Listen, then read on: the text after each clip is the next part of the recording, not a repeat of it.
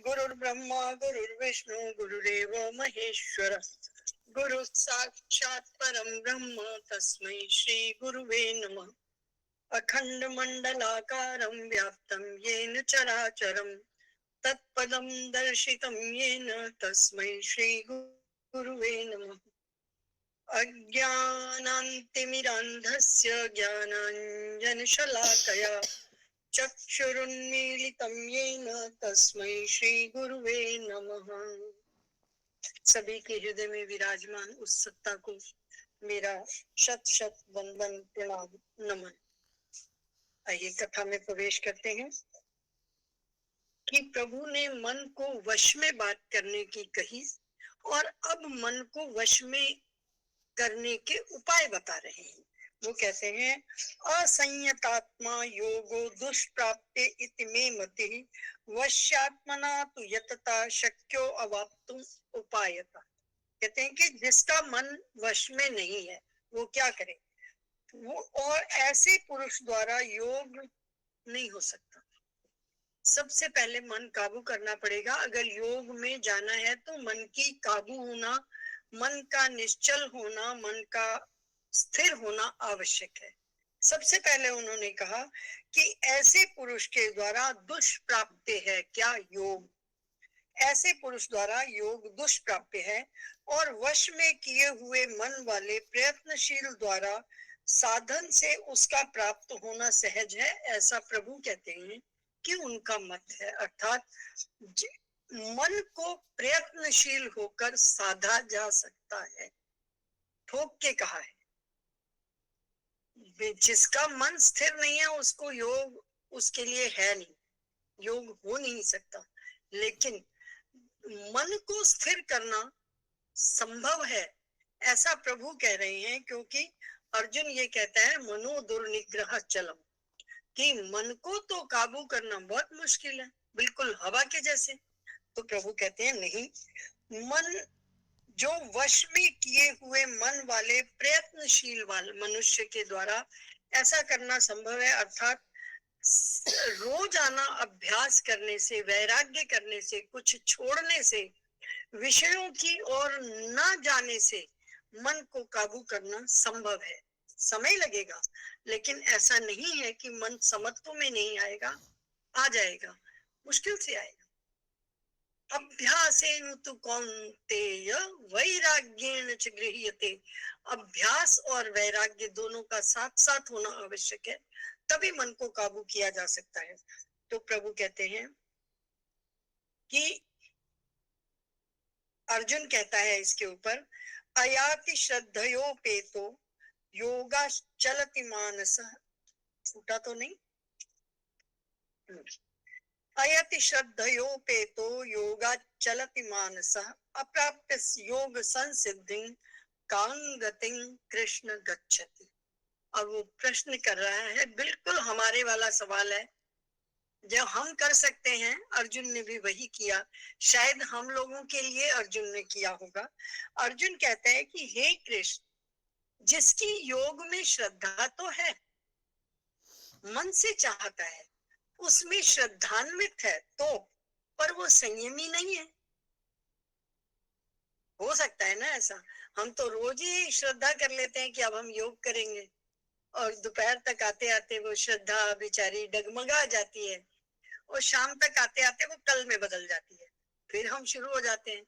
तो हम ही जैसे लोगों के लिए उसने कहा कि जो श्रद्धा में श्रद्धा रखता है, किसमें? योग में, पर संयमी नहीं है, उसका संयम ठीक नहीं है, इस कारण जिसका मन अंत काल योग में विचलित, मतलब हमने अभ्यास से ये आएगा, वैराग्य से आएगा। मैंने आज करना शुरू भी कर दिया, मानो मैं इस तरफ चल भी पड़ा, और अंत काल में हो सकता है कि क्योंकि मन की गति तो चंचल ही है, उसको हमने काबू किया, लेकिन उसका अपना स्वभाव है, और मान लो अंत समय में वो नहीं बना, तो ये कोई जरूरी तो नहीं है। क्योंकि जैसा सुनने में आता है, अपने अंत समय में इन द्वारों से जब प्राण निकलते हैं तो असह्य दुख होता है, उस दुख को सहते हुए मन की गति काबू में नहीं भी हो सकती। तो वो कहते हैं कि जिसका मन अंत काल में योग से विचलित हो गया हो, अर्थात उसको अंतिम समय में वो सारी बातें भूल रही हो जिसका वो अभ्यास कर रहा हो, जिसकी तरफ उसका मन हो, जिसकी तरफ उसकी श्रद्धा थी, अगर अंत में वो भूल जाए तो ऐसा साधक अप्राप्य योग संसिद्धि, जो साधक योग की सिद्धि को अर्थात भगवान के साक्षात्कार को अंत में उसने नहीं कहा, क्योंकि ये भगवान कह चुके हैं कि आगे कहेंगे कि अंत समय में जो आपके मन में होता है आपको अगला जन्म उसके हिसाब से मिलता है। तो भाई हो सकता है कि मैंने सारी जिंदगी योग का अभ्यास करने में लगाई हो, मेरी उधर श्रद्धा भी हो, पर चूंकि मन पूरी तरह संयमी नहीं हुआ है तो अंत समय में मेरी वैसी दशा ना हो, तो फिर माया मिली ना राम वाली स्थिति तो नहीं हो जाएगी कि मैं इस संसार का भी नहीं रहा और मैं पार भी नहीं उतर पाया, फिर मेरी क्या दशा होगी। है ना बिल्कुल हमारे वाला सवाल। अब अर्जुन के ऐसा पूछते ही भगवान कहते हैं कि कंचन नहीं, अभी अर्जुन ही कह रहे हैं, 3 श्लोक कहेंगे। तच्चिन्नो भय विभ्रष्ट छिन्ना भ्रम विनश्यति अप्रतिष्ठो महाबाहो विमूढ़ो ब्रह्मण पति। तो कहते हैं हे महाबाहो, क्या वो भगवत प्राप्ति के मार्ग में मोहित अर्थात भगवान की प्राप्ति के मार्ग से जो अंतिम समय में थोड़ा अलग हो गया है, जो उस रास्ते पर इस समय नहीं है और उसका अंत समय भी आ गया है, वो आश्रय रहित, जिसका कोई सहारा ना हो, ऐसा हो जाता है। या जैसे बादल खूब हवा आए तो छिन्न भिन्न हो जाते हैं, वो कहीं भी बरस नहीं पाते हैं। बादलों का काम है बरसना, लेकिन अगर बहुत जोर से आंधी आ जाए तो वो कहीं भी नहीं बरस पाते, क्योंकि वो छिन्न भिन्न हो जाते हैं, उसका कण कण अलग हो जाता है। तो प्रभु ऐसा तो नहीं कि वो दोनों ओर से भ्रष्ट होकर नष्ट हो जाए, कहीं वो बादलों की तरह तो नहीं हो जाता, कहीं वो अपने मार्ग से मोहित या जिसका कोई आश्रय ही ना हो, जिसका कोई सहारा ही ना हो, ऐसा तो नहीं हो जाता।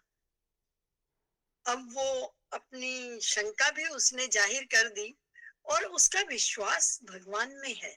तो वो आगे कहता है, एतन में संशय है कृष्ण, हे कृष्ण, हे चित्त को आकर्षित करने वाले कृष्ण, मेरा ये संशय है, ये मेरे मन की बात है, मेरे मन में ये प्रश्न उठा है, छेतुम अर्हस्य शेषता, मैं इसको समूल नष्ट कर देना चाहता हूँ।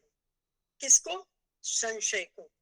तदन्य संशयास्य चेता न उपपद्यते। तो कहते हैं तुम्हारे अलावा मुझे इस समस्या का समाधान करने वाला कोई दूसरा नहीं मिलेगा। मेरी आवाज ठीक आ रही है? वो कह रहे कि आपके अलावा मेरे इस शंका का कोई समाधान नहीं कर सकता, तो हे प्रभु आप पहले मुझे ये बताओ कि क्या ये मतलब ये मेरे मन में जो शंका आई है और इसको मैं समूल नष्ट कर देना चाहता हूँ, तो अब प्रभु बस आपके अलावा तो कोई इसको नष्ट कर भी नहीं सकता। हर बार वो एक बात जरूर कह देता है कि मेरी आप में आस्था है, मैं आपके अलावा कहीं और नहीं जा रहा, आप ही योग्य पात्र हैं जो मेरी शंकाओं का समाधान कर सकते हैं। यहाँ भी वो यही कहता है, तो दन्नया कि आपके अलावा कौन मेरी इस शंका का निवारण कर सकता है। तो हे प्रभु, मैं इस संशय के साथ आपके सामने उपस्थित हूँ, आप मेरा भी कुछ करो। तो भगवान कहते हैं, अब भगवान उत्तर दे रहे हैं इस बात का कि जो साधक अपने भरसक प्रयास भर, जितना वो प्रयास कर सकता है, जितना उस रास्ते पर चल सकता है वो चल पड़ा, लेकिन अभी उसकी साधना पूरी नहीं हुई, या मन का संयम पूरा नहीं हुआ, या अंत काल में कुछ ऐसी परिस्थितियां हुई कि वो अपने मार्ग से हट गया, योग से हट गया, तो उसको क्या कहेंगे? उस व्यक्ति को योग भ्रष्ट।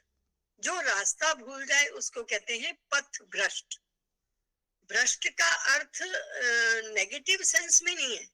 भ्रष्ट का अर्थ है अपने मार्ग से, अगर हम रास्ता भूल के दूसरे रास्ते पर चले जाएं तो वो पथ भ्रष्ट हो गया। इसी तरह जो योग भ्रष्ट व्यक्ति है उसका क्या होगा? प्रभु बता रहे हैं। वो कहते हैं पार्थ, सबसे पहले उन्होंने रिश्ता जोड़ के बात की कि तुम मेरे भाई, पिता का पुत्र तो उनका भाई हुआ, बुआ का बेटा तो पक्का भाई होता है। पार्थ नेवेह नामुत्र विनाशस्तस्य विद्यते, कि हे पार्थ, उसका पुरुष, उस पुरुष का, किस पुरुष का? योग भ्रष्ट। योग भ्रष्ट पुरुष का न एव इह, यहाँ पर भी, और न मूत्र, और कहीं भी, यानी दूसरे लोक में भी विनाश नहीं होता। सबसे पहली एश्योरेंस दी है कि जिसके लिए तू डर रहा है कि वो निराश्रयी हो जाएगा, बादलों की तरह छिन्न भिन्न हो जाएगा, उसका तो कुछ रहेगा नहीं, उसका क्या बनेगा, तो कहते कुछ नहीं होगा। सबसे पहली लाइन में तसल्ली दी है कि उसका यहाँ और दूसरे लोक में, दोनों ही जगह कुछ नहीं बिगड़ेगा, वो दोनों ही जगह सुरक्षित है। सबसे पहली तसल्ली। फिर वो कहते हैं नहीं कल्याण कृत कश्चित दुर्गतिम तात गच्छति, और ना ही प्यारे, बड़े प्यार से कह रहे हैं, प्यारे, आत्मोद्धार के लिए अर्थात भगवत प्राप्ति के लिए कर्म करने वाला कभी भी मनुष्य, चाहे वो उसने कितने भी दिन उस रास्ते पर चला हो, बिताए हो, लेकिन वो कभी भ्रष्ट नहीं हो, वो कभी दुर्गति को नहीं प्राप्त होता। अब यहाँ ये मानने वाली बात, समझने वाली बात है कि वो दुर्गति को प्राप्त नहीं होता, वो बादलों की तरह छिन्न भिन्न नहीं हो जाता, वो पथभ्रष्ट नहीं हो जाता, वो योग भ्रष्ट दुर्गति को प्राप्त नहीं होता, उसका अकल्याण नहीं होता। ये सब प्रभु ने कह दिया। तो फिर होता क्या है ये जानना तो बहुत जरूरी है। हम सीधे रास्ते चले न चले, लेकिन उल्टी बात पूरी पूछ के दम मारेंगे। तो प्रभु उसके ऊपर ये कहते हैं कि प्राप्य पुण्य करताम लोकानुषिक्त्वा शाश्वती समा शुचीनाम श्रीमतांगे योग भ्रष्टो भी जायते। योग भ्रष्ट पैदा हो जाता है कहाँ? पुण्यवान लोकों में जाता है। जिसके पुण्य इकट्ठे हैं वो स्वर्ग भी जा सकता है। जैसे वो गणिका चली गई थी, जो हर समय अपने सुगे को कहती थी, सुगे राम, सुए राम राम बोल, सुए बोल राम राम, अरे अब तो मेरा अंतिम समय आ गया सुए, अब तो बोल राम राम। सुआ बोला नहीं, लेकिन उसके इतने पुण्य इकट्ठे हो गए, कर्म चाहे उसके कैसे थे, गणिका का कर्म, लेकिन उसके पुण्य इकट्ठे हो गए थे, उसको स्वर्गलोक मिला, पुण्य लोक मिला। तो वो ये कहते हैं कि ऐसे योग भ्रष्ट पुरुष, वो एक तरफ लगी तो थी ना, मन से लगी थी कि सुआ राम राम बोलेगा, और राम राम बोलते ही मुझे ये साधु महात्मा अपना नाम दे देंगे, नाम दे देंगे तो मेरा भी उद्धार हो जाएगा। अब सुआ जी राम राम बोले नहीं अंत तक भी।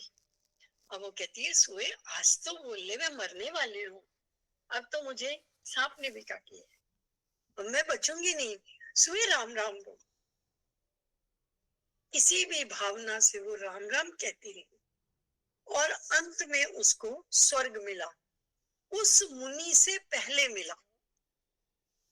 वो लाइन में पीछे था, वो लाइन में आगे थी, उसके कर्म देखे और उसको स्वर्ग मिला। महात्मा सोचने लगे अरे इसके भी कर्म ऐसे थे कि इसको स्वर्ग मिल जाए। वो एक प्रश्न का विषय हो गया उनके, लेकिन उस गणिका को स्वर्ग मिला। क्यों? क्योंकि वो एक रास्ते पर मन से चल पड़ी थी। तो ये कहते हैं कि पुण्यवान लोगों को अर्थात स्वर्ग इत्यादि उत्तम लोगों को ऐसा योग भ्रष्ट पुरुष प्राप्त करता है, और जो नहीं करता वो, तो वो कहते हैं कि लोगों को प्राप्त होकर वो वहां अपने उसको करता है, और जो बाकी होते हैं वो फिर शुद्ध आचरण वाले श्रीमतांगे बहुत अच्छे घरों में, श्रीमान पुरुषों के घरों में जन्म ले लेते हैं। तो जब अच्छे घर में जन्म लिया जाएगा, जहां अभाव नहीं होगा, तो वहां पर उसके पास ऐसे साधन होंगे कि वो अपनी यात्रा को वहां से आगे बढ़ा सके। पीछे जाने का तो सवाल ही नहीं उठता। प्रभु ने बड़ी ठोक बजा के ये बात कही है कि जो योग भ्रष्ट हो जाते हैं, जो पथ भ्रष्ट हो जाते हैं, वो उन व्यक्तियों का कभी दुर्गति नहीं होती, वो कभी नष्ट नहीं होते, वो कभी आश्रय रहित नहीं होते, वो पुण्यमान लोगों को प्राप्त करते हैं। और जब पुण्यमान लोगों में उनके सारे पुण्य समाप्त हो जाते हैं, क्योंकि स्वर्ग इत्यादि लोकों में हम कुछ समय के लिए अपने अच्छे पुण्यों का भोग करने के लिए जाते हैं, और उसके बाद फिर हमें इस धरा पर कुछ और अच्छे कार्य करने के लिए आना होता है। तो जो इस तरह का योग भ्रष्ट व्यक्ति है, वो कहाँ जन्म लेता है? श्रीमतांगे है, वो श्रीमान घरों में पैदा होता है, और वहां पर फिर वो अपनी अगली यात्रा आरंभ कर देता है। अथवा या फिर कुछ तो वहां चले गए, अब बाकी तो उन्होंने कहा अथवा योगी नाम एव कुले भवति धीमता, या वो किसी योगी के कुल में ही पैदा होता है। फिर वो किसी छोटी जगह पैदा नहीं होता, वो किसी योगी के घर में ही पैदा होता है, जहां से उसकी यात्रा तुरंत आरंभ हो जाती है। एतद्धि दुर्लभ तरम लोके जन्म यद ईदृशम, वो कहते हैं कि लेकिन जो ऐसा जन्म है वो संसार में बहुत दुर्लभ है। क्यों? ऐसा जन्म उसको मिलता है जिस व्यक्ति की योग भ्रष्टता जो है वो काफी आगे तक जाकर गई हो। अभी भी हम अगर अपने चारों तरफ देखें, कुछ बच्चे जन्म से इतने तीक्ष्ण बुद्धि होते हैं, किताब उनको बाद में दो, याद उनको पहले हो जाती होती है। और अभी भी जैसे मैं गीता परिवार में हूँ, वहाँ गीता जी का अध्ययन होता है, लोग पढ़ते हैं, और कोई भी 40 मिनट ऑप्ट करके वहाँ गीता जी का अध्ययन कर सकते हैं, कोई भी जना कर सकता है। लिंक मैंने आपको दे रखा है, दोबारा भी भेज दूंगी, कोई बात नहीं। तो आप वहां पर ये 22 घंटे वहां की क्लासेस होती है, हर 40 मिनट में नई क्लास शुरू होती है, हर लैंग्वेज में होती है, 131 देशों में होती है, इसलिए दिन रात क्लास चलती है। जब हमारी रात होती है उनका दिन होता है, उनके लिए भी क्लास लगती है। तो आप वहां सीख सकते हैं। और वहां हम देखते हैं छोटे छोटे बच्चे, कोई 5 साल का, कोई 7 साल का, कोई 8 साल का, पूरी पूरी गीता याद हो गई है उनको, और क्या उच्चारण है। बड़े बड़े लोग 2-2, 3-3 लेवल करके इतना बढ़िया उच्चारण नहीं कर पाते जो वो बच्चे धड़ाके से करते फिरते। तो वो उन्होंने क्या इस जन्म में याद किया है? वो उनकी पुरानी यात्रा है। और ठीक उसी तरह जैसे हम कोई चीज जैसे छोटा बच्चा होता है, खेलते खेलते सो जाता है, और उठने के बाद उस खेल को उसके आगे से शुरू कर देता है, उसको पुराना खेल दोबारा नहीं खेलना पड़ता, वो उसके आगे शुरू कर देता है। इसी प्रकार योग भ्रष्ट जो है वो अपनी उस यात्रा को, जिसका योग या तो वो किसी अच्छे पुण्य लोक में जन्म ले जाता है, पुण्य लोक में अपने पुण्यों को भोग कर फिर किसी श्रीमंत के घर में जन्म लेता है और अपनी अगली यात्रा आरंभ करता है, या फिर योगी नाम एव कुले, वो किसी योगी के घर। इसका अर्थ है जहां तक जिसकी यात्रा पहुंच गई है। अब कोई व्यक्ति तरने के बिल्कुल नजदीक हो, जैसे वो योगी महात्मा थे, सारी जिंदगी उन्होंने बहुत अच्छे से बिताई थी, और यहाँ तक कि उस गणिका को देखने के बाद भी उनके मन की भावना कभी खराब नहीं हुई। इतनी विपत्ति में होने के बाद भी उन्होंने उस गणिका का आश्रय नहीं लिया था, उसके घर में नहीं ठहरे थे, अपने नियम पर थे, अपने यम नियम आसन प्राणायाम धारणा तक थे वो, है ना, कि नहीं नहीं मैं आपके घर रह नहीं सकता, आप गणिका हो, मैं आपके घर का खा नहीं सकता, आग नहीं है, कच्चा पक्का खाएंगे लेकिन नहीं, मैं नहीं खा सकता। और फिर बस अंत में एक भाव बन गया कि आज इसके घर कितने ग्राहक आए, और उस भावना के पीछे कलुषित मन नहीं था, कलमश नहीं था। उन्होंने ये नहीं सोचा कि एक ग्राहक मैं भी बन जाऊं, ऐसी भावना नहीं थी। तो ऐसे योग भ्रष्ट व्यक्ति को स्वर्ग नहीं दिया, एक अच्छी जगह पे जन्म दिया कि वो अपनी अगली यात्रा पूरी कर ले। हम भी क्या करते हैं, जब कोई रास्ता भूल जाते हैं वापस आते हैं उसी जगह, फिर वहीं से चल पड़ते हैं, जहां से रास्ता भूले हैं वहीं से आगे चल पड़ते हैं। और वही हाल किसी योग भ्रष्ट व्यक्ति का है। प्रभु ये कहते हैं कि लेकिन योगियों के कुल में जिसका जन्म हो जाए, जिसका उद्धार होना होगा, वही जन्म।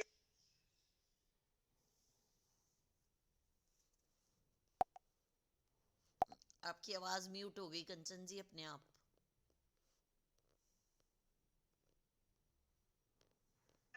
मैं ऊपर देखती रहती हूँ ना, ये किताब सरक जाती है मेरे हाथ से, इसीलिए मैं इसको ऊंचा रखती हूँ। आज नीचे रखने वाला उधर रखा है, पता नहीं, इसीलिए इसको ऊंचा रखती हूँ, फिर नहीं मुड़ती। चलिए, तो वो श्रीमतांग गेहे वाली जगह ना होकर वो योगियों के कुल में जन्म लेता है और अपनी यात्रा को आगे बढ़ाता है। ऐसे लोग योग भ्रष्ट होते हुए भी योग भ्रष्ट नहीं है, वो वस्तुतः उनका समय पूरा हो गया है उस जन्म में, और उनकी यात्रा थोड़ी ही बची है। ऐसे लोग योगियों के कुल में जन्म लेकर अपनी आगे की यात्रा आरंभ से ही आरंभ कर देते हैं, क्योंकि वहां वही माहौल है, वैसे ही लोग हैं। वो आंख खोलेगा और योग में होगा, क्योंकि वो योगियों के कुल में है। तो इस तरह से भगवान कहते हैं कि निसंदेह ऐसा जन्म दुर्लभ है, पर इसका मतलब ये नहीं है कि किसी का होता नहीं है, अगर होता है तभी तो लिखा है। कहते हैं कि ऐसे जन्म होता है। फिर वो कहते हैं योगी कुल में जन्म लेने वाले योग भ्रष्ट पुरुष की स्थिति कैसी हो। ठीक है, उसने ले लिया, अब वो कैसा होगा ये भी बताया है यहाँ पर कि तत्र तम बुद्धि संयोगम लभते पौर्व देहिकम यतते च ततो भूय संसिद्धौ कुरु नंदन। कहते हैं कि वहां उसके, वह उस शरीर के पहले वाले संग्रह किए हुए बुद्धि संयोग को, जिसकी बात हमने अभी अभी की कि कुछ लोग जन्म से ही तीक्ष्ण बुद्धि वाले होते हैं। अभिमन्यु ने पैदा होने से पहले ही धनुर्विद्या सीख ली थी, तो ये उसके पूर्व जन्म के भी संस्कार रहे होंगे कि वो क्षत्रिय रहा होगा, वो इन सब कलाओं में पारंगत रहा होगा, तभी तो अभी पैदा भी नहीं हुआ और उसने गर्भ से देखा और उसको आ गया। और कितना तीक्ष्ण बुद्धि रहा होगा कि उसका दिमाग उस समय भी पूरा काम कर रहा था, और उसको सीख के वो प्रैक्टिकल कर भी लिया, उसने पूरा प्रैक्टिकल किया। तो वो ये कहते हैं तत्र तम बुद्धि संयोगम, तब उसकी बुद्धि का वो संयोग हो जाता है लभते पौर्व देहिकम, जो उसके पुराने देह में संग्रह किया होता है। अर्थात जो बुद्धि, जो उसकी समत्व वाली बुद्धि पिछले जन्म में थी, वो इस बुद्धि में, जो नए जन्म की बुद्धि है, उसके संयोग को प्राप्त करता है। और हे कुरुनंदन, फिर उसके प्रभाव से ततो भूया, वो संसिद्धो, वो संसिद्धि को प्राप्त होता है, परमात्मा रूप संसिद्धि को प्राप्त, अर्थात वो भली प्रकार से, सम्यक प्रकार से सिद्धि को प्राप्त करता है क्योंकि उसको पहले से ही जो उसकी समत्व बुद्धि है वो इस जन्म में उसको एज इट इज मिल जाती है, उसका संयोग स्वयं से हो जाता है। वही वाली बात कि आप योग के कुल में पैदा हुए, योगी योग के मार्ग पर चलते हुए देह छोड़ा और योगी के कुल में पैदा हुए, क्योंकि आप अंतिम समय में योग भ्रष्ट हो गए तो आप योगी के कुल में ही पैदा हुए और वहां पर आपको आपके पुराने संयोग बुद्धि वाले, जहां आपने समत्व बुद्धि का आचरण किया था, जहां आपने मनोदुर्निग्रह चलन को निग्रह किया था, जहां आपने मन बुद्धि चित्त अहंकार को अपने काबू किया था मन के साथ, वो सारी बुद्धि संयोग से आपको यहाँ स्वतः ही प्राप्त हो जाती है और फिर आप वहां से आगे चलते हैं। फिर वो कहते हैं कि ऐसे पुरुष की परिस्थिति का वर्णन करते हुए ही कहते हैं, पूर्वाभ्यासेन तेनैव ह्रियते ह्यवशोऽपि सः जिज्ञासुरपि योगस्य शब्द ब्रह्म।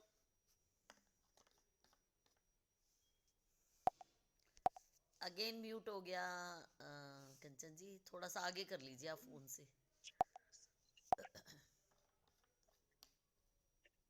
जी, वो कहते हैं पूर्वाभ्यासेन तेनैव ह्रियते ह्यवशोऽपि सः। तो कहते हैं श्रीमान घरों में जन्म लेने वाला योग भ्रष्ट भी, जो पराधीन हुआ भी, उसमें पहले के अभ्यास से ही निसंदेह भगवान को अपनी तरफ तो वो पहले ही आकर्षित कर चुका है और समबुद्धि रूप योग का जिज्ञासु भी वेद में कहे हुए सकाम कर्मों के फल को उल्लंघन कर जाता है।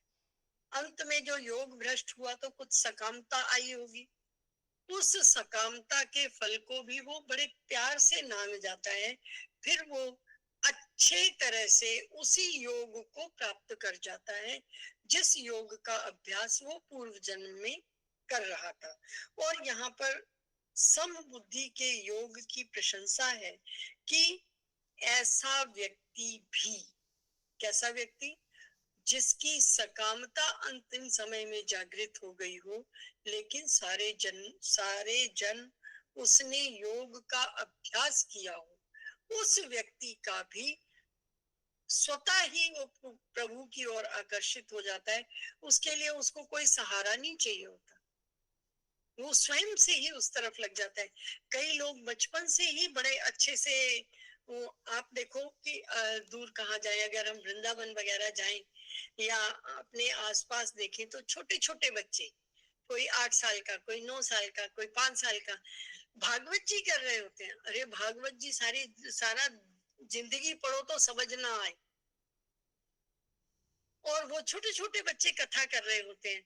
तो वो इस जन्म की कथा नहीं है, वो पूर्व जन्मों के संस्कार के कारण ऐसा है, वो किसी कारण योग भ्रष्ट हो गए होंगे तो अब वो स्वतः ही इधर आकर्षित हो जाते हैं। इसमें कोई संदेह नहीं है। ये हम अपने चारों तरफ अगर बुद्धि दौड़ाएं तो हमें पता चलता है कि लोग होते हैं। योगा कर्म सुकौशलम वाली बात कभी कभी दिखाई देती है बहुत अल्प बुद्धि में, अल्पकाल की बुद्धि में, कि छोटे छोटे बच्चे बहुत अच्छे अच्छे काम कर जाते हैं जो बढ़िया बढ़िया लोग पढ़ने के बाद भी नहीं कर पाते। तो यहाँ से पता चलता है कि हाँ, पूर्व जन्म के संस्कार कुछ होते हैं और उन पूर्व जन्मों की वजह से जब आपका कहीं नई जगह जन्म होता है, आपके वो संस्कार फिर से जागृत हो जाते हैं। क्यों? तो इसी बात को लेकर पिताजी कहा करते थे कि पढ़ाई की कोई सीमा नहीं होती, बुढ़ापे में तो ज्यादा पढ़ना चाहिए, क्योंकि ये वाली जो पढ़ाई है ना, ये बिना लालच की पढ़ाई है, इसमें सकामता नहीं है। ये हम अपने लिए पढ़ रहे हैं और अगले जन्म में ना इसके आगे पढ़ेंगे। तो मतलब मेरे को बहुत अच्छे से कुछ कुछ चीजें ना उनकी याद आ जाती हैं कि वो ऐसे कहते थे कि नहीं नहीं, अभी तो पढ़ना फायदे की बात है, अभी हम किसी काम के लिए थोड़ी पढ़ रहे हैं, अब तो हम इसलिए पढ़ रहे हैं कि अगले जन्म में हम अच्छी बुद्धि वाले हों, हमें प्रभु के पास रहना है, इसलिए हम पढ़ रहे हैं। तुम भी पढ़ा करो। अब रिटायर होने के बाद अभ्यास बनाना, अब वो है नहीं देखने के लिए कि पिताजी मैं पढ़ती हूँ। चलिए, प्रयत्न यत्मानस्तु योगी संशुद्ध किल विषः अनेक जन्म संसिद्धिं ततो याति परांगति। वो कहते हैं प्रयत्न पूर्वक अभ्यास करने वाला योगी, प्रयत्नात् यत्मानस्तु योगी, प्रयत्न पूर्वक अभ्यास करने वाला योगी पिछले जन्म के अनेक संस्कारों के बल से इसी जन्म में संसिद्ध होकर, सम्यक प्रकार से सिद्ध होकर, सब किल्मिष संशुद्ध किल्मिष, सभी किल्मिष पापों से रहित होकर तत्काल ही परम गति को प्राप्त हो जाता है। जरूरी नहीं है कि उसकी बहुत लंबी आयु हो और उसको उतने कर्म करने पड़े, नहीं, वो तत्काल ही अपनी उस गति को जल्दी, जैसे कहते हैं बहुत बढ़िया सा वाहन हो तो एकदम से गति पकड़ लेता है, उसको धीरे धीरे वो गर्म नहीं होना पड़ता, बस वो ड्र हुआ और चल पड़ा, उड़ गया। तो इस प्रकार की गति के साथ वो बालक रहते हैं और इस तरह से वो अनेक जन्मों के किए गए कर्मों के कारण स्वयं की बुद्धि में पाप रहित होकर, जो उन्होंने पहले अभ्यास कर लिया उसके आगे शुरू करते हैं, उनको वो पुराना दोबारा नहीं देखना पड़ता। तो इस तरह की जो परम गति है, जो परमानंद परमात्मा का प्राप्त होना है, इस प्रकार वो परम पद की प्राप्ति, परम धाम की प्राप्ति, नैष्ठिक की प्राप्ति प्राप्त करते हैं। कौन? जो पूर्व जन्मों के पथ भ्रष्ट है, योग भ्रष्ट है। और इसी बात की समाप्ति करके प्रभु योगी की महिमा बताते हुए कहते हैं, तपस्विभ्यो अधिको योगी ज्ञानिभ्यो अधिको मतोधिकः कार्मिभ्यश्चाधिको योगी तस्मात् योगी भवार्जुन। हे अर्जुन, तो तुम योगी हो जाओ। मजे में बता दिया प्रभु ने कि देखो हर किसी से योगी बढ़िया है, योग कर्म अच्छा है तो तुम योगी हो जाओ। क्योंकि वो बार बार कह रहा था ना, क्या आप मुझे सन्यास की तरफ डालते हो, कभी मुझे इस कर्म को डालते हो, तो उन्होंने कहा एक और भी है, वो भी सुन। उन्होंने वो भी सुना दिया और अब कह दिया तस्मात् योगी भवार्जुन, तो तुम योगी हो जाओ। वो कहते हैं कि योगी जो है वो तपस्वियों से श्रेष्ठ है, तपस्विभ्यो अधिको योगी, योगी जो है वो तपस्वियों से अधिक श्रेष्ठ है। ज्ञान, जब यहाँ कहते हैं तपस्वी, इसका अर्थ है शरीर को कष्ट देकर किसी चीज को प्राप्त करना। कुछ लोग इस बात को हठ योगी से मिलाते हैं, लेकिन वो हठ योगी और तपस्वी में अंतर होता है। हठ योगी हर चीज हठता पूर्वक करते हैं, जबरदस्ती करते हैं, वो शरीर की सीमाओं के परे जाकर उस काम को करते हैं, लेकिन तपस्वी ऐसा नहीं करता वो। और फिर वो कहते हैं ज्ञानिभ्योपि मदोधिका, वो कहते हैं ये ज्ञान योगियों से भी श्रेष्ठ है। क्या? योगी होना। सकाम करने वालों से भी योगी श्रेष्ठ है। और वो कहते हैं कार्मिभ्यश्चाधिको योगी, जो सकाम कर्म करने वाले हैं उनसे भी अधिक श्रेष्ठ है योगी। तुम योगी हो जाओ। अब देखो, योगी में भी कहीं सकामता है कि मुझे प्रभु को प्राप्त करना है, उसके लिए मैं सीढ़ी दर सीढ़ी अभ्यास करता चला जा रहा हूँ। लेकिन प्रभु कहते हैं हाँ ये सबसे बढ़िया है, तुम योगी हो जाओ। मजे में कहा है प्रभु ने उसको, तस्मात् योगी भवार्जुन, की हे अर्जुन ये सबसे बढ़िया बात है, अब तुम योगी हो जाओ। अब जब योगी की बात कहेंगे तो यहाँ पर अंततो गत्वा आकर ये कर्म योगी में विलीन हो जाएगा, क्योंकि प्रभु ये कहना चाहते हैं अंततो गत्वा कि ये सारे रास्ते सारे, गंगा जी आपने हरिद्वार जाना है, आपने कहीं भी जाना है, उसके 4 रास्ते हो सकते हैं, लेकिन लक्ष्य एक। हर रास्ता प्रभु को प्राप्त होता है, हर रास्ता शांतिं निगच्छति, हर रास्ता शाश्वत सत्ता के पास लेकर जाता है। हर रास्ते का अंतिम लक्ष्य ब्रह्म है। उस ब्रह्म को प्राप्त करने के लिए आप कोई भी रास्ता पकड़े, वो गलत नहीं है।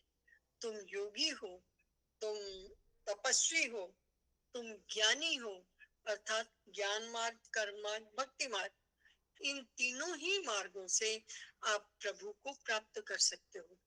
वो नहीं बनना चाहते, ये बन जाओ, बड़े मजे में। तस्मात् योगी भव अर्जुन, तो अर्जुन तुम योगी हो जाओ।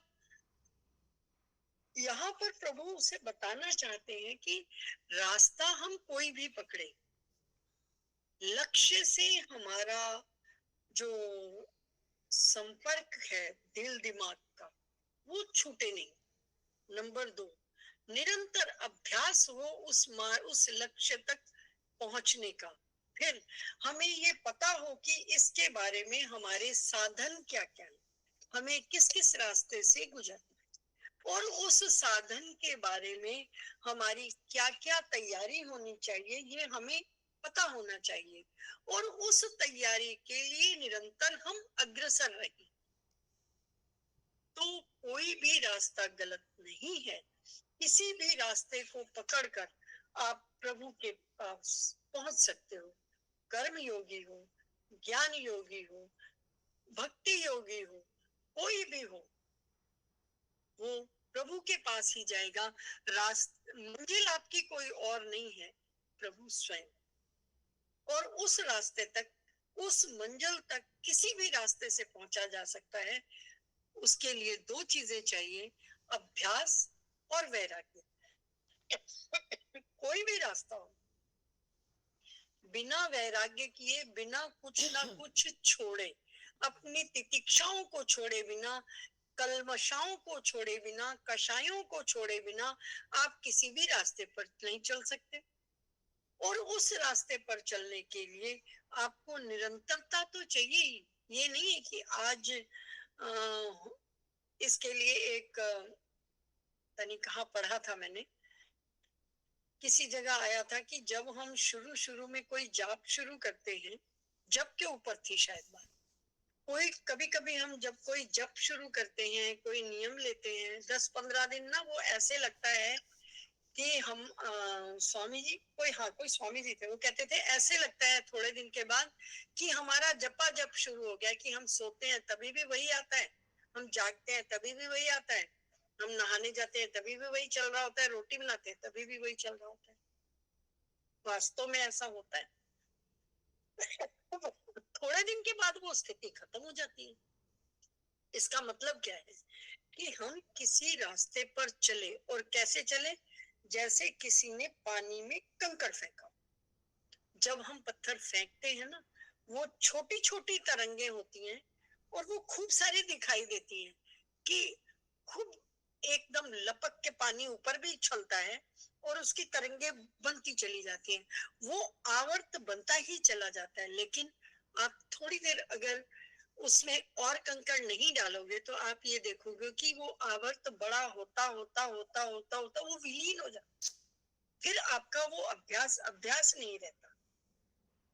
इसलिए निरंतर अभ्यास की बात की जाती है प्रभु प्राप्ति, या किसी भी रास्ते में। आप आज पहली कक्षा में गए, टीचर ने आपको बता दिया काका गा गाऊंगा, आपने पढ़ लिया। अगर आप उसका दोबारा अभ्यास नहीं करो तो गारंटी की बात है, हफ्ते के बाद आपको याद नहीं होगा काका गा गाऊंगा, आप कुछ और ही बोल रहे हो। जब इतने छोटे छोटे लक्ष्य, इतने छोटे छोटे लक्ष्य जिनकी पुनरावृत्ति हमारी भाषा में, बोलने में रोज हो रही है, फिर हम भूल जाते हैं। तो जिस बात का अभ्यास हम निरंतर नहीं कर रहे, जो हमारे दिनचर्या में नहीं है, वो कैसे ना भूल जाएगी। फिर हम कहें कि हमारा जपा जप शुरू हो गया। अरे जपा जप तीसरी या चौथी अवस्था है, पहले तो अभ्यास ही है। पहले अभ्यास है, वैराग्य है। इन 2 चीजों के बाद भी जब हम उस मार्ग पर चलते रहें, तो योग भ्रष्ट होने की पूर्ण संभावना है। गीता जी में अभी आया ना, अगर ऐसा नहीं होता तो गीता जी में कहा नहीं होता। यहाँ लिखा है, इसका अर्थ है कि यदि निरंतर अभ्यास में थोड़ी भी चूक होती है, ये बात ठीक है कि आपने जितना काम कर लिया वो खराब नहीं होगा, वो काम अगले जन्म में आपके साथ जाके उसके आगे की यात्रा है। पर बात यहाँ हो रही है, क्या ये निरंतर अभ्यास यदि कहीं छूटता है तो क्या हमें फिर वही प्राप्ति है? तो वो ये कहते हैं कि हाँ, प्राप्ति तो है, फिर आपकी यात्रा थोड़ी है। इसीलिए कहते हैं ना कि जो जिस रास्ते पर चल पड़ा। अखंडानंद जी एक बात बड़ी अच्छी कहते हैं कि जो कभी कभी मंदिर जाता है, जो कभी कभी माला फेरता है, जो कभी कभी कुछ करता है, आप उसको रोको मत। किसी दिन उसके पुण्य उदय होंगे और वो इस रास्ते चल पड़ेगा। कम से कम जितनी देर मंदिर जाता है, जितनी देर माला फेरता है, जितनी देर सत्संग करता है, जितनी देर भजन गाता है, उतनी देर वो सांसारिक कार्यों में तो लिप्त नहीं है। उस 24 घंटे में से वो थोड़ा समय तो अलग है, तो उसको तुम रोको मत। उसको ये मत कहो कि वो गलत कर रहा है, गलत वो कर ही नहीं रहा।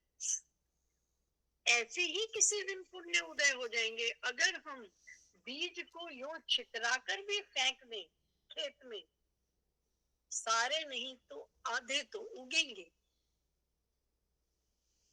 सिस्टमैटिक खेती नहीं होगी, लेकिन ऐसा नहीं है कि खेती नहीं होगी, कुछ बीज फल देंगे। तो ये जो हमारा थोड़ा भी अभ्यास है, ये कहीं ना कहीं हमारे अंदर उस बीज को पैदा करेगा, उस वृक्ष को पैदा करेगा, जो हमें आगे इसी मार्ग पर लेकर चल पड़ेगा। इसलिए उसको रोकने टोकने समझाने की कोई जरूरत नहीं। जो जिस मार्ग पर चल पड़ा है उसको उसी मार्ग पर जाने देना चाहिए। कभी कोई पुण्य उदय होगा और वो उसी मार्ग का पथिक हो जाएगा जहां वो आज कभी कभी आता है। आप 22 घंटे वो संसार में रहता है, 2 घंटे जरूर वो मंदिर के रास्ते चलता है, तो उसको चलने दो। उसको ये मत बताओ कि 22 घंटे तू याद कर ले दिमाग में, तेरा और भला हो जाएगा। जब उसके पुण्य उदय होंगे तो वो खुद ब खुद 24 घंटे इधर रहेगा। अगर बदलना है तो स्वयं को बदलो, दूसरे को नहीं। यही बात जिस समय योगी के लक्षण बताए थे दूसरे उसमें, तभी भी आया था कि इनको जानने के बाद तुम ये देखो कि मैं कहाँ पहुंचा हूँ। ये मत देखना, ये मत देखना शुरू करना फलाना वहां पहुंचा, फलाना वहां पहुंचा, फलाना वहां पहुंचा। ये देखो मैं कहाँ पहुंचा। जो कल पूनम जी ने कहा कि कर्मों की गति वाकई गहन है। यस, गहना कर्मणों गति, ये तो लिखा ही हुआ है कि कर्मों की गति गहन है। और बहुत सरल भी है कि जो मैंने किया उसका फल मुझे मिलेगा। वो चाहे मैं किसी का क्रिटिक कर रहा हूँ, चाहे किसी को अपशब्द कह रहा हूँ, चाहे मैं किसी का भला कर रहा हूँ, और चाहे मैं किसी के प्रति निष्फल हूँ, हर चीज का फल मेरा मुझे मिलेगा। श्री कृष्ण गोविंद हरे मुरारी, हे